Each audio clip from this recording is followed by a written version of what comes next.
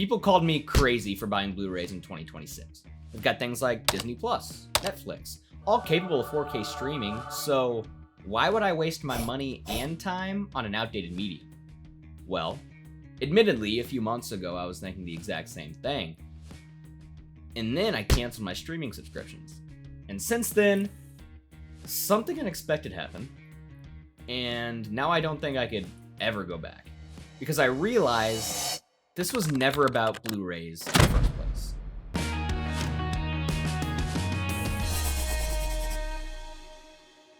Now, I'd be lying if I said that streaming at its core wasn't awesome. I mean, think about it. You've got unlimited access to almost anything ever made from anywhere at any time. But now, we kind of just take it for granted, right? It's just there. But that convenience factor is what made this thing revolutionary.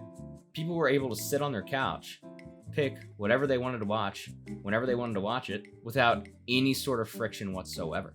Without friction comes a world of new problems. So if you're anything like me, you grew up browsing for movies physically. Usually at a brick and mortar, a Blockbuster, a Best Buy, a Walmart, wherever you went, you had the movies tangibly in front of you to look at. For instance, I have my favorite movie, Interstellar, right here on 4K UHD. Like, if you look at this movie, right, on the back, it has so much information about the movie, and that's before you even open the case. It's got not only the 4K UHD disc, but it has a normal Blu-ray disc, as well as an entire disc dedicated to special features. The point of this is not to say that this physical media has always and will always be better in every field that streaming is. But by removing any sort of friction that picking a movie provides, you lose the novelty that searching something out gives you. You lose that intentionality that was once there. So when I walk out of a vintage stock now, with a collection of movies that I procured off the shelf myself, I bring them home, I take them out of the plastic, I get the popcorn ready, and I make a full event out of it. Not only does picking the movie require effort, but there's effort that goes into the experience of watching the movie as well. And by removing any sort of that friction from beginning to end, you lose that intentionality completely. You watch a movie, you forget about that movie, and you move on. Streaming made movies disposable. And by owning these movies permanently, I'm way more likely to revisit them in the future. Because much like photos or music, when you experience them years down the line, it can take you right back to that moment in time. Because I'm going to remember who I watched the movie with, what I did that day, where I was when I saw it, because there was more friction and more effort into choosing the movie and watching it. And we naturally value the things we choose to keep. Now, when I started buying Blu-rays, it was kind of me chasing nostalgia a little bit. I didn't expect to actually have a better overall experience. And I don't just mean emotionally, but visually, audibly. I'm not going to go into the details of Dolby Digital Atmos or the difference between the bit rates on streaming compared to the bit rates on the disc. But as somebody who really appreciates cinematography and sound design, when you're sitting down on the couch and watching it from the disc, it's noticeable. And it's not just the packaging that makes it fun, it's the quality of what's inside that truly blew me away. So chasing my past brought me to the movies. The quality is what kept me coming back. So as I kept coming back and coming back and coming back again, I had to really solidify my philosophies as this collection grew. I didn't want these movies to just become clutter, so I had to reflect and figure out how to best approach this. The first piece of groundwork I laid was I was not going to buy a movie that I wouldn't rewatch.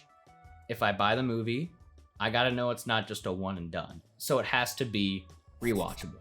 I had to buy used whenever possible. I did not want this to be a money suck. I specifically moved away from streaming because I was spending $80 a month on something I couldn't keep.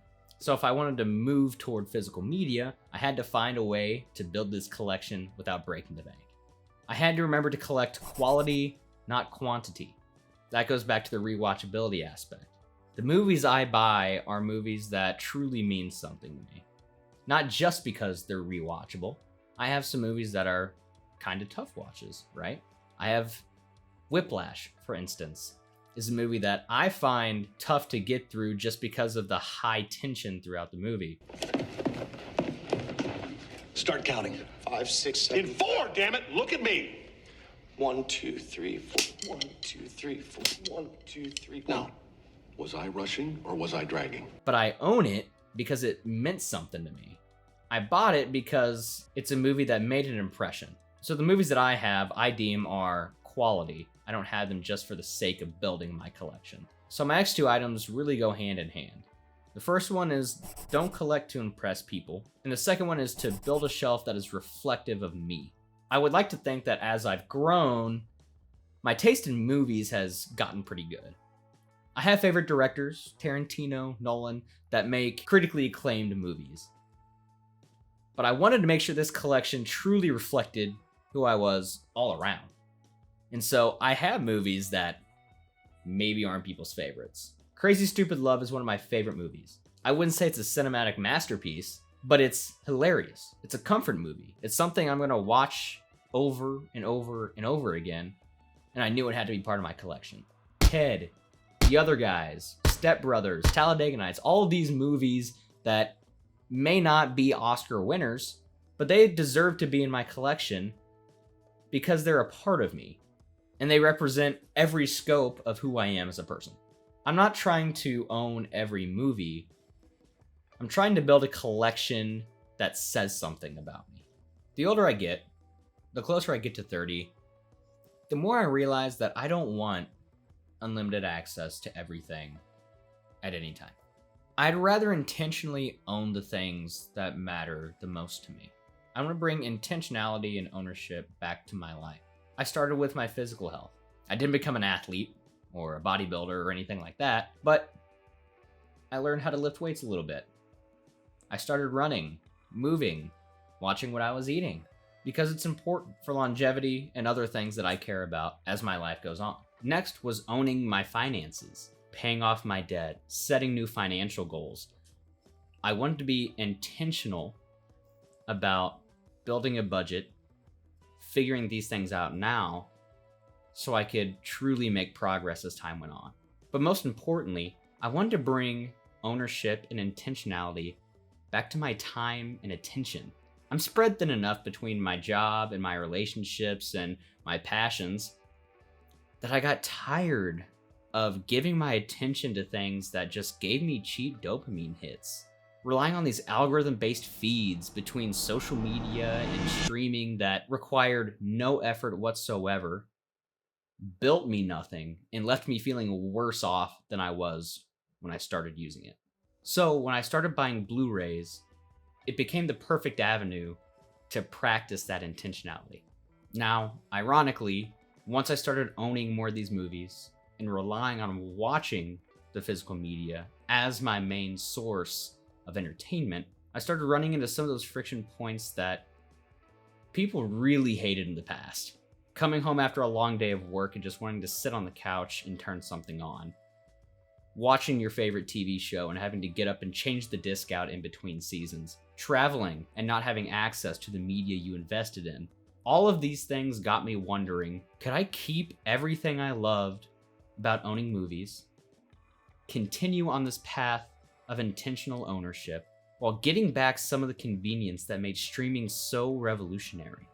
So don't forget to like this video and subscribe so that way next week we can take a deep dive into why I built my own streaming service.